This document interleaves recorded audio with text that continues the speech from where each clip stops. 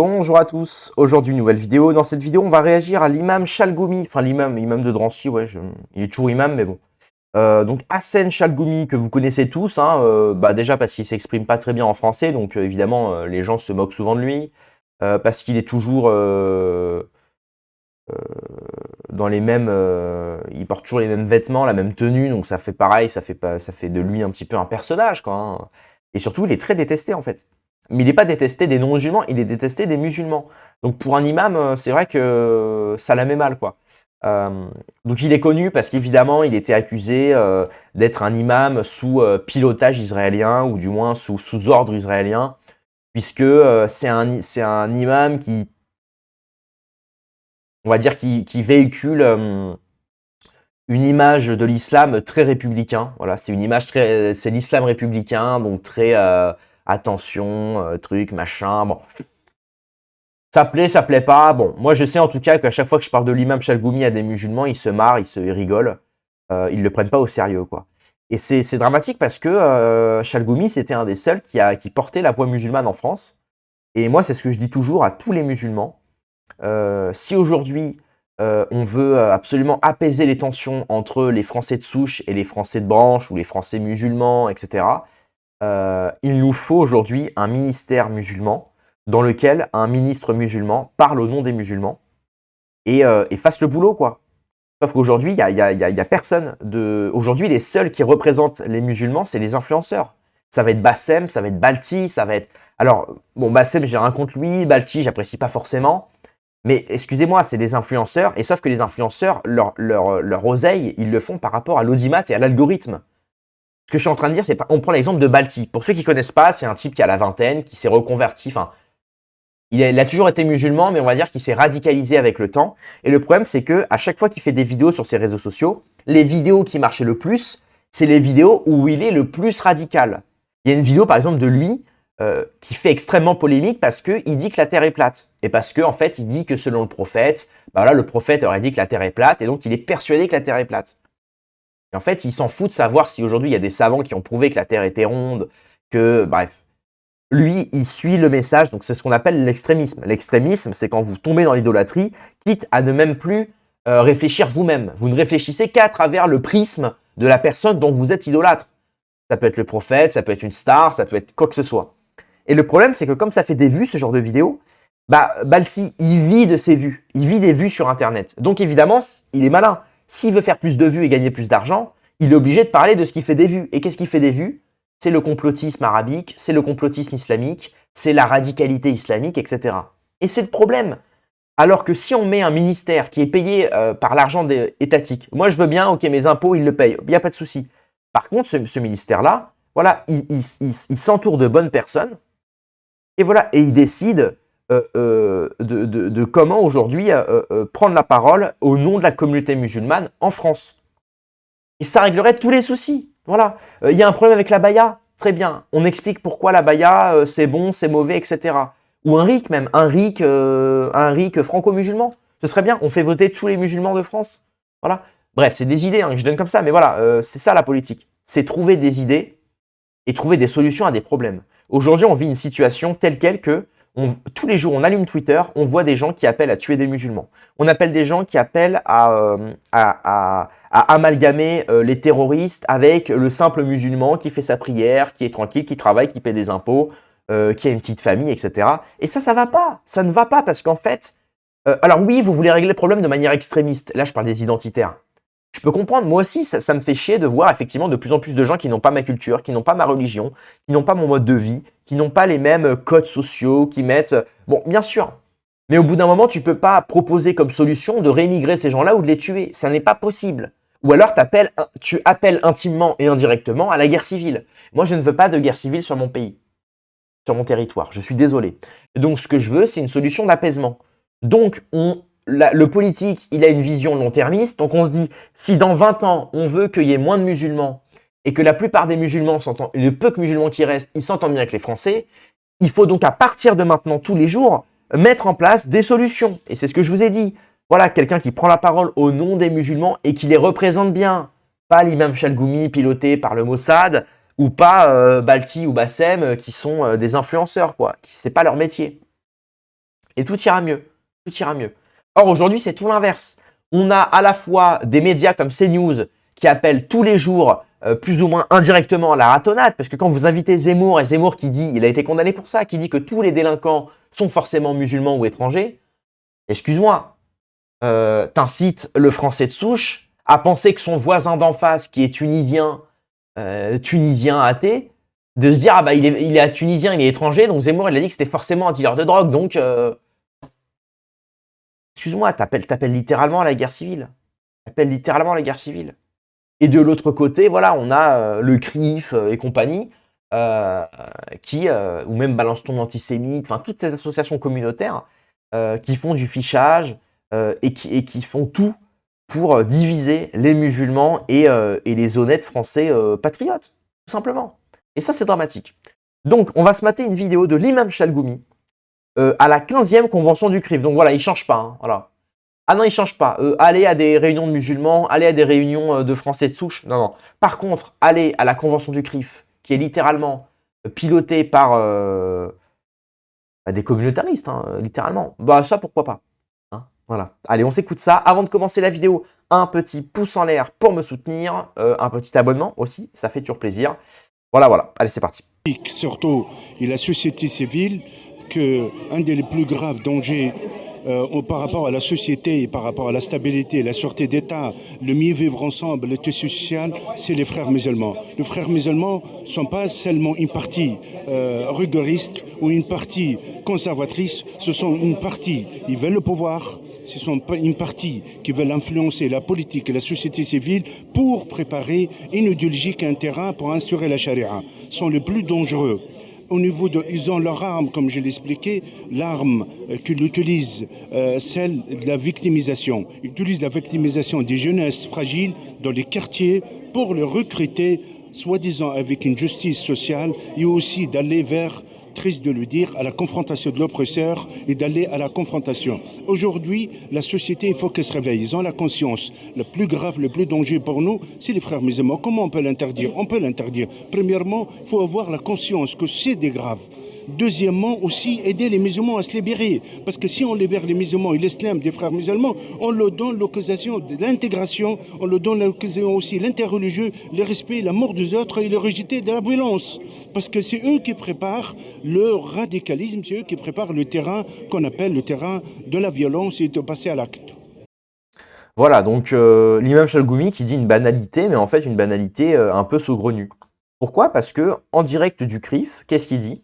Il nous dit, voilà, donc les musulmans, ils veulent avoir le pouvoir, parce qu'en fait les musulmans d'aujourd'hui, ils sont influencés par les frères musulmans, qui est plus ou moins une mauvaise influence pour l'islam.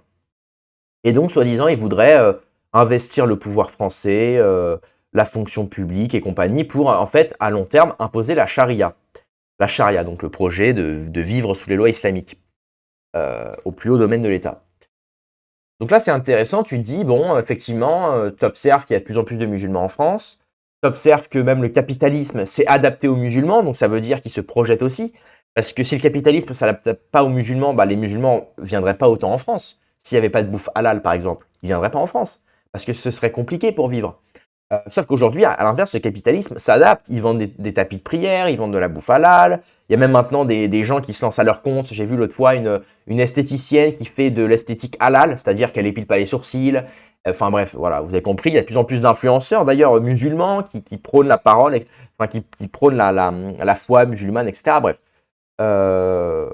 Donc effectivement, tu te dis, bon, c'est pas faux, est-ce qu'on n'est pas dans une forme, effectivement, de conquête par les musulmans de la France, bon. Et en fait, tu regardes les chiffres. Moi, je regarde les chiffres. J'ai demandé une question à ChatGPT, qui est un ami à moi, hein, ChatGPT, enfin Grok, de Twitter, c'est un ami à moi, c'est un ami personnel. Et je lui ai dit donc, combien de juifs en France en pourcentage? Combien de musulmans en France? On est... Au niveau des juifs, ils représentent 0,75% de la population française en 2025. Donc moins d'1%, même pas 1%, moins d'1%. D'accord? À l'inverse, les musulmans représentent 9% de la population française en 2025, qui reste minoritaire. Alors après 9%, bon, beaucoup de gens n'y croient pas à ce chiffre-là, parce qu'effectivement, est-ce qu'ils parlent vraiment de... Est-ce qu'ils posent des questions, est-ce qu'ils interrogent tous les musulmans? Bon, on ne sait pas trop comment ils quantifient ça, mais bon. On va les croire. Donc, imaginons qu'on les croit. Donc, 9% contre moins d'1%. OK. Ensuite, j'ai dit, quel est l'équivalent du CRIF pour les musulmans en France?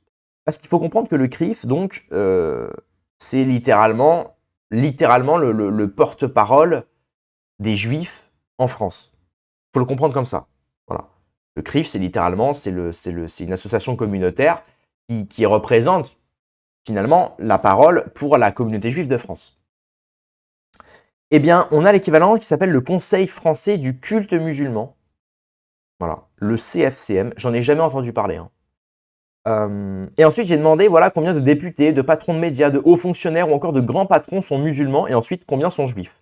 On m'a dit, alors il y a 19 députés musulmans dans l'Assemblée nationale, tandis que les juifs sont 3 à 5. Aucun patron de médias majeur n'est musulman, contre 2 à 3 juifs. Les hauts fonctionnaires musulmans sont rares, moins de 10 connus, contre une vingtaine de juifs. Et aucun grand patron du CAC 40 n'est musulman, contre 1 à 2 juifs. Et ça, encore une fois, c'est Grok. C'est-à-dire que Grok, il n'a pas toutes les informations qu'on a. On a appris récemment, vous pouvez voir ma vidéo, que par exemple Bolloré, il a des origines juives de par sa grand-mère. Nicole Goldschmidt.